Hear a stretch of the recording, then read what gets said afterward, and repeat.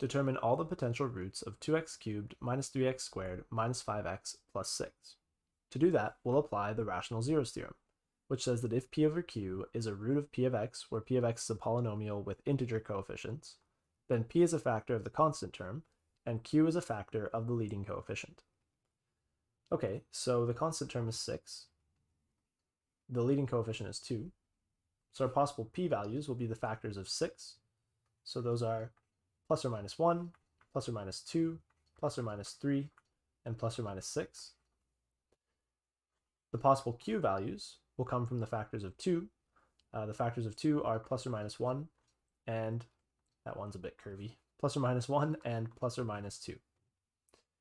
Okay, so now we have to combine these p's and q's in all of the possible combinations to determine all of the possible roots of our polynomial. Okay, so how about we start with all the possible combinations that have a p-value of 1. So that would be 1 over 1.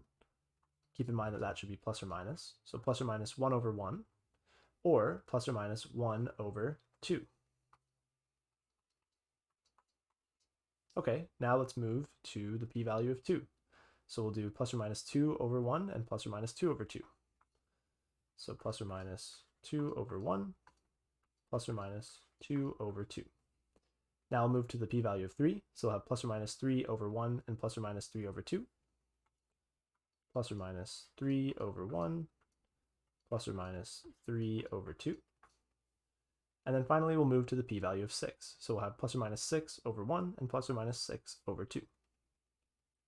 Plus or minus 6 over 1 and plus or minus 6 over 2. Now you may realize that there are some duplicates in here if we are to simplify. So let's simplify. I'm not actually going to use an equal sign here. Instead I'll use a colon, just for notation's sake. Okay, so let's simplify this list. So plus or minus 1 over 1 is the same as just plus or minus 1. Still leave plus or minus a half as it is. Plus or minus 2 over 1 is the same as plus or minus 2. Plus or minus 2 over 2 is the same as plus or minus 1, which we've already written. So I'm going to exclude this value. Then we have plus or minus 3 over 1, which is the same as plus or minus 3. Then we have plus or minus 3 over 2.